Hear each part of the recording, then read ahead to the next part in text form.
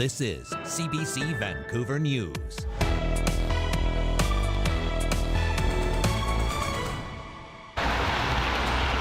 Winter tragedy. An Abbotsford man is killed after being hit by a plow as the south coast braces for more snow and freezing rain. Plus, another snow day for Lower Mainland kids. We knew that staff and families would be driving on those routes, would be walking on those routes. In some cases, sidewalks weren't fully clear. But what about parents and guardians? For many of us, the working poor, you have to stay at home with your kid. And the deaths of 4 children in BC are now linked to an aggressive form of strep. The warning from doctors. Good evening, I'm Dan Burritt. Thank you for joining us.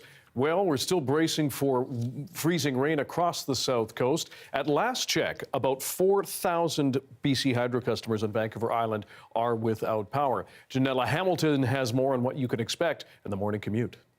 Environment Canada says today's snowfall will turn into freezing rain, and that will continue into the morning. The weather agency has issued freezing rain warnings for several areas, including Surrey, Langley, Abbotsford, Chilliwack, and Hope. And with the remnants of this week's snowstorm still on our roads, BCAA says tomorrow morning's commute is going to be a messy one.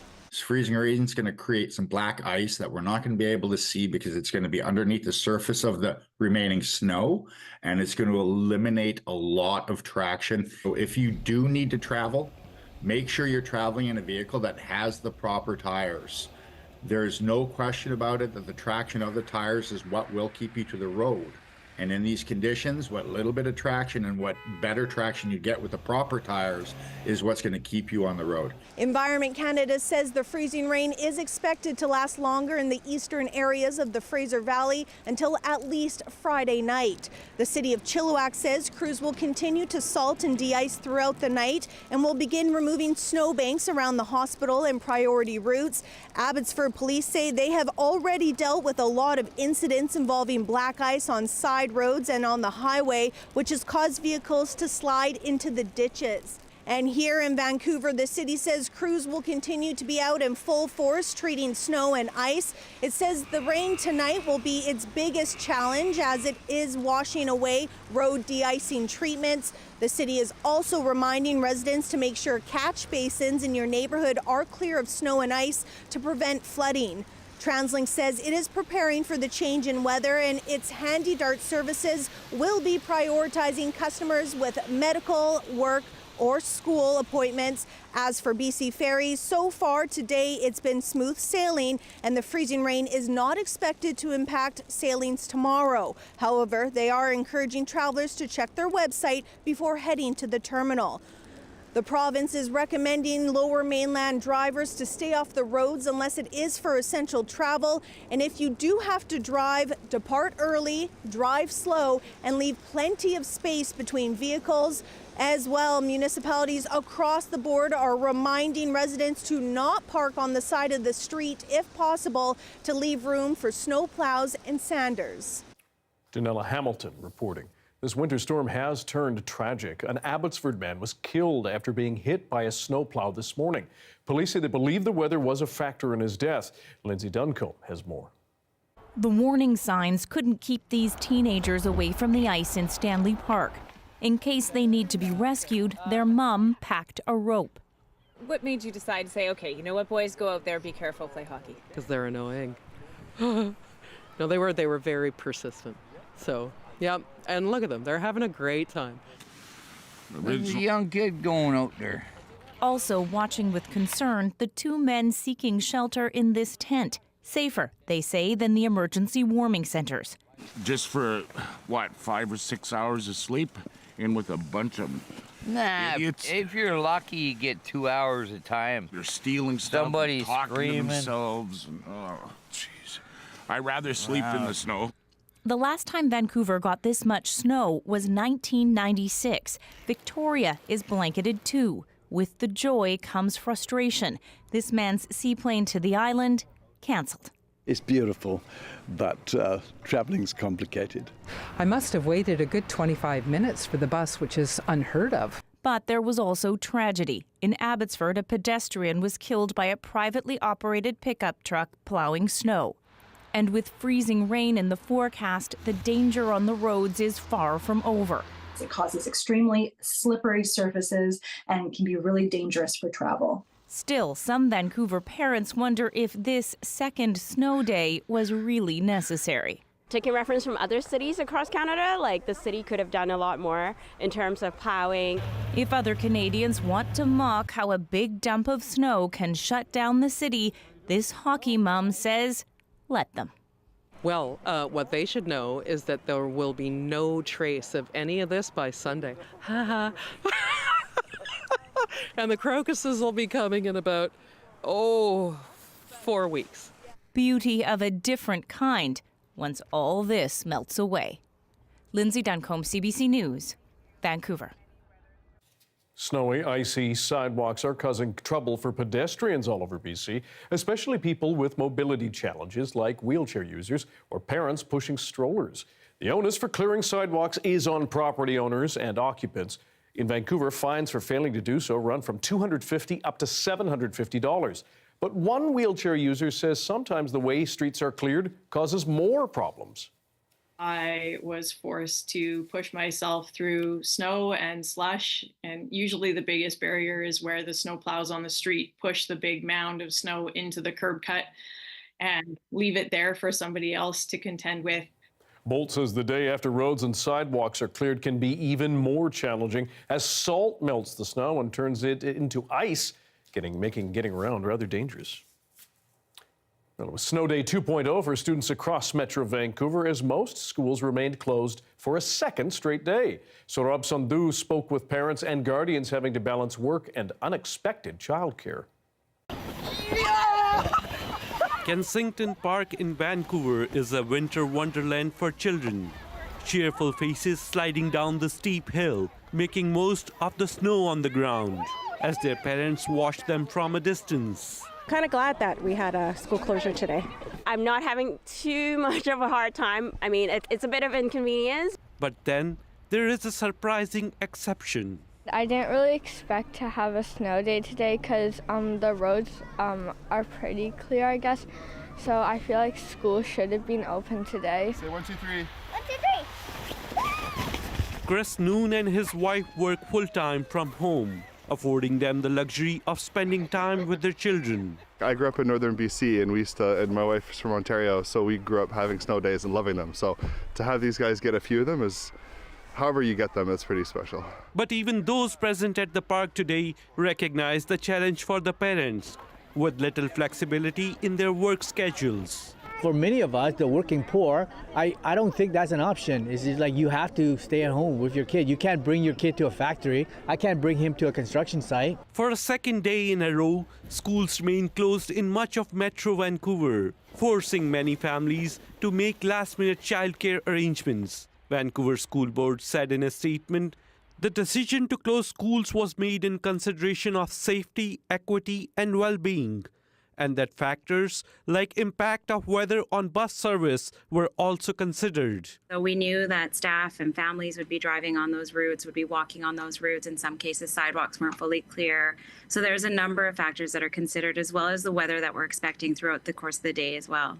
So might we do another round of school closures tomorrow? As unlikely as it seems, there continue to be weather warnings, in particular for parts of Fraser Valley. And with snow falling again, you might want to pay close attention tomorrow morning. Saurabh Sandhu, CBC News, Vancouver. Staff at YVR were busy today trying to keep people and planes moving amid the snow. Clearing runways and de-icing planes was on order, but airport officials say extra time has been needed to have planes depart and arrive safely. They're asking travelers to check their flight status before they head to the airport. And a snowfall warning was issued for Greater Victoria earlier today, but before that, children were celebrating a snow day while runners enjoyed some quiet trails.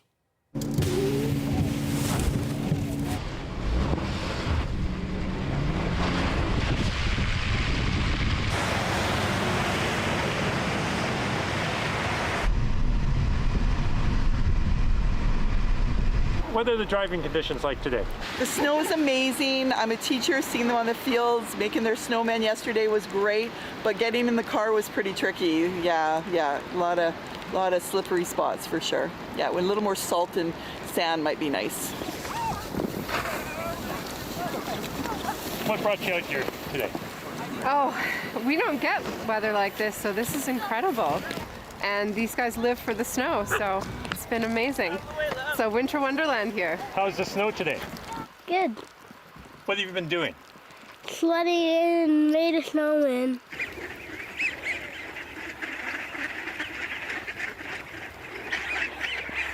What are you feeding the ducks here? We've got some sunflower seeds, maybe some peanuts, some flax seeds.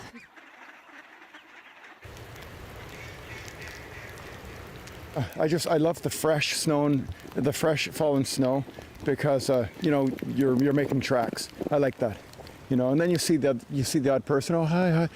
Although it's quiet, you see some dedicated people out there. That's really enjoyable too.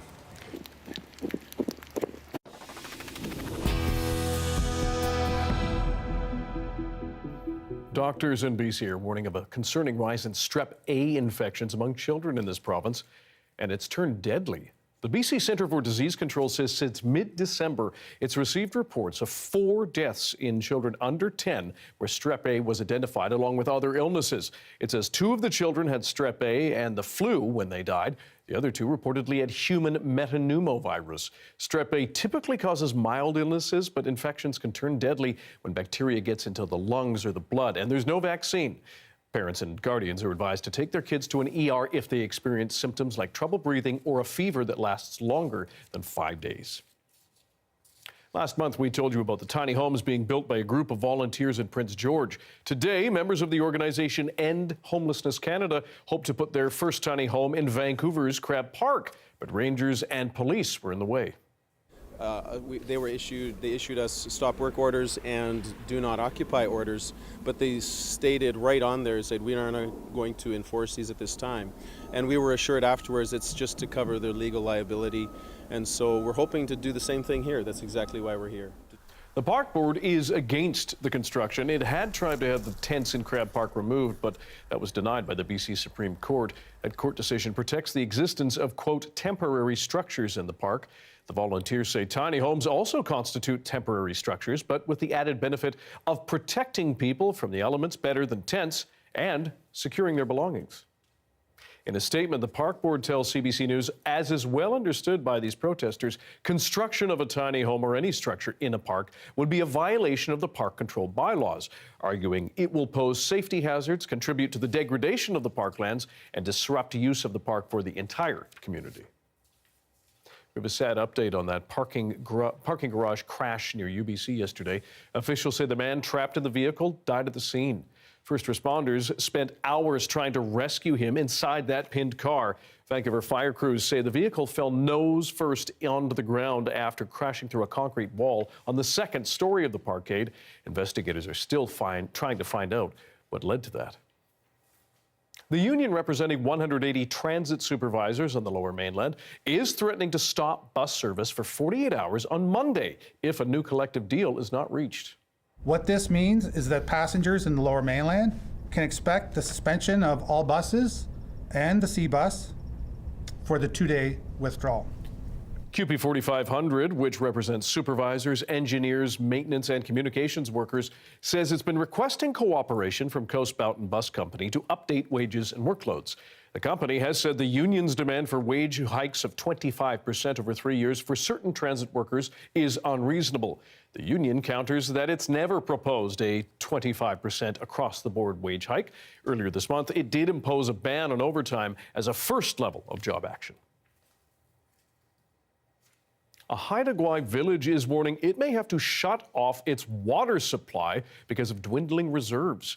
Port Clements is urging its 340 residents to save water and limit use to essential personal needs.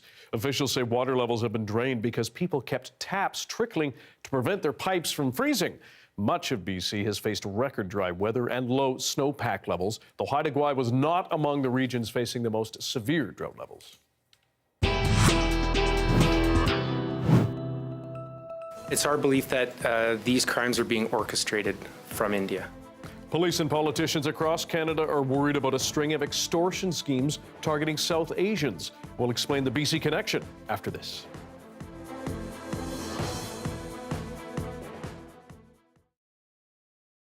And thanks for joining our commercial-free live stream tonight.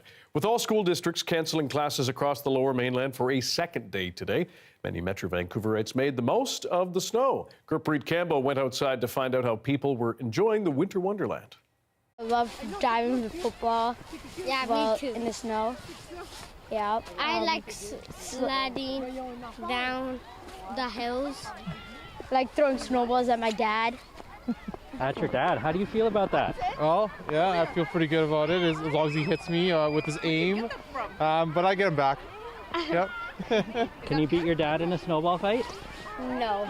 Yeah, I could. You could, but he can, your brother can't. Is that right? From Fort St. John. Well, I've always wanted to have like a giant life-size igloo that it can go in made of like bricks, not just like snowballs like that one there. So like that's what I wanted to do, and then I have these deck machine thingies, so that's why I chose to do it. So I look for untouched snow like over there, and then I'll take this block that makes the bricks, and I will just launch it in here. Oh wait, that one isn't good. So yeah, sometimes it has like goose poop in it, which isn't very pleasant, so I just have to redo it. So I stick it in there and take it up, and if there's too much, I can just shave it with my glove, and then I take it over to my friends and give them the block. Don't you like flip it on the Paw Patrol thing? Sometimes I flip it on the sled, but yeah. And then Lisa will like place it. Sorry, say that again? And then my friend Lisa, she likes to like place them down like that. We are from Ukraine. It's our first winter here, first Christmas and first New Year. And this is my daughter Masha. Yeah, hi. I really wanted that in Vancouver will be some snow because I really love winter because of snow, and I dreamed about it, and it was my actual wish for Christmas and New Year, and now I'm so happy that I don't need to go to school and I can make a big snowman. We used to travel here to Vancouver 7 years ago, and actually it was our dream to come back here, but we actually couldn't imagine even that we could live here actually. So yeah, unfortunately it was not, we were not so happy to leave our country due to the war there actually, but we are happy every day on small things like this, like winter, like snowballs, like snowmen and everything. So we are trying to make friends here, and actually people are absolutely amazing, very helpful. Thank you. Thank you, Vancouvers.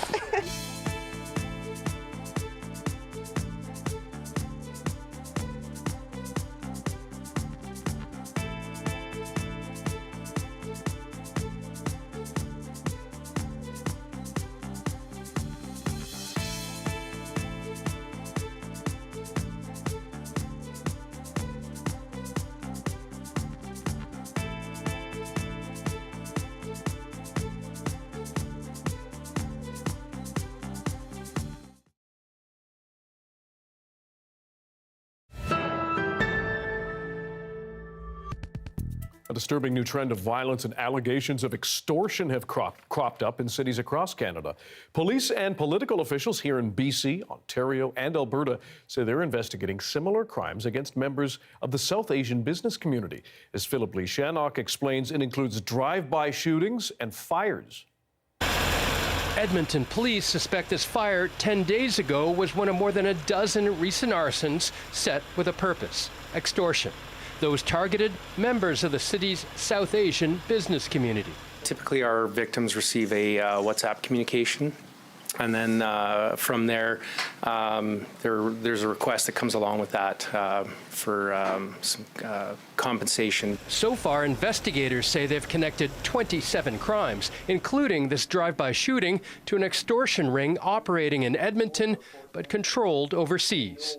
It's our belief that these crimes are being orchestrated from India. But Edmonton isn't alone. Similar incidents are the focus for police in other Canadian cities. On Boxing Day in Surrey, BC, the home of the son of a prominent community member was shot at. They're thinking like might be they want to get to scare us and the community. Kumar arranged for RCMP to meet with local South Asian business owners. He says some have received demands for protection money. And they ask you $2 million, cash money. First thing, who have a cash money over here, $2 million? Then there's a situation in Peel region outside Toronto. Police there arrested a BC man after shots were fired at a Brampton business. Since October, they say, more than 20 extortion attempts have targeted the South Asian business community there. Those that are being victimized are either complying to the threats, which we're encouraging them not to do, but to come to us investigatively because we are working at a national level. While the police chief ordered a special task force, Brampton's mayor wants an international effort. It would require the full cooperation of law enforcement agencies in India. Brown has support from his counterpart in Surrey, both demanding action from the federal government. Philip Leishadok, CBC News, Toronto. There is a live shot of the Olympic Plaza up on Cypress Mountain. We've been warned parts of the south coast could get freezing rain. Riley Lachuk will have your BC-wide forecast right after this.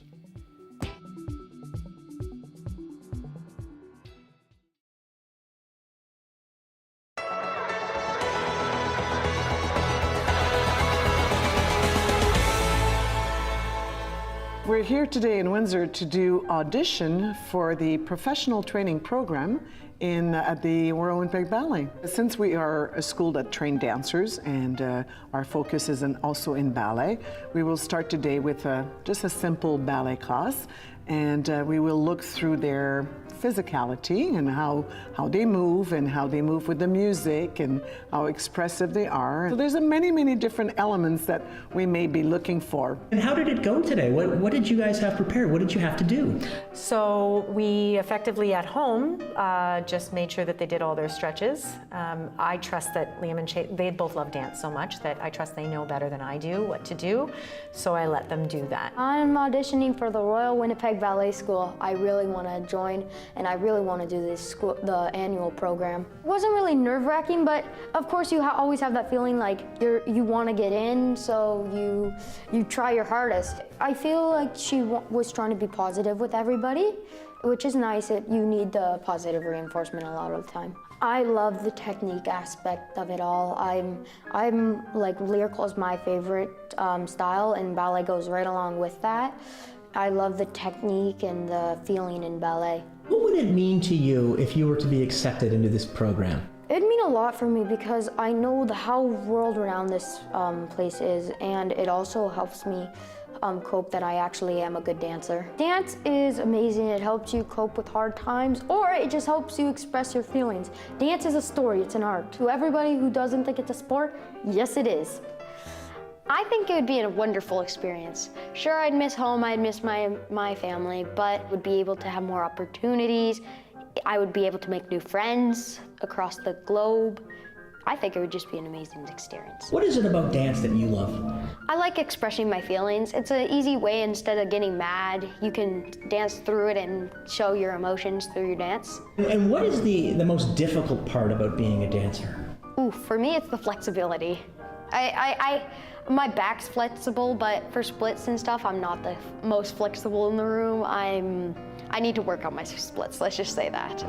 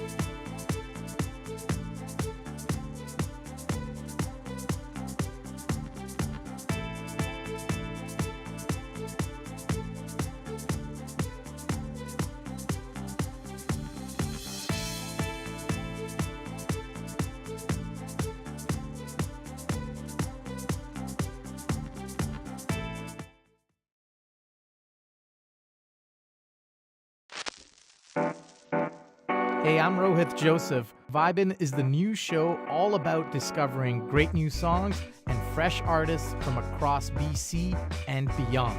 Stream Vibin' on CBC Listen. Hi, I'm Amy Bell, and here's what's in your CBC Vancouver inbox. On January 24th, join CBC British Columbia's Matt Allen as host of a special screening of an episode from CBC's Black Life Untold Stories, an 8-part docuseries that reframes the rich and complex histories of Black experiences in Canada. Presented in partnership with the Black Life Impact Foundation, the event features a screening of one episode and a Q&A session. Tickets at cbc.ca/BC. So, shoveling snow can be very hard on your back, especially for all older adults, and especially this week. It's why a retired school custodian in BC has created a shovel specifically for seniors. So this is seniors shovel. This is how it works. I am Paul Rebral. Since I'm already getting old, so I developed this one to save my back.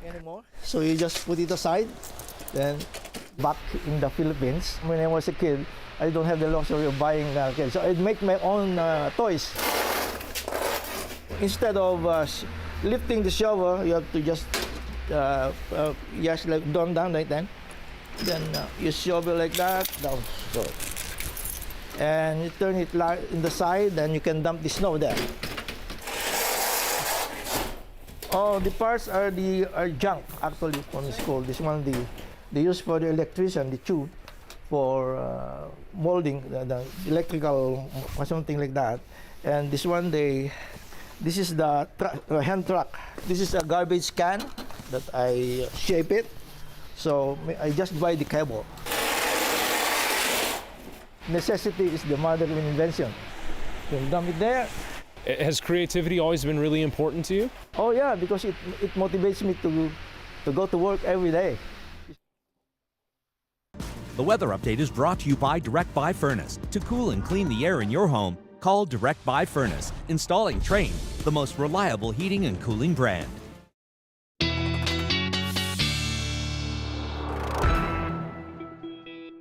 Darius Madavi is taking the night off, so Riley Lachuk, weather specialist, is here to tell us our BC-wide weather forecast as we wait for whatever this next winter storm brings us, Riley.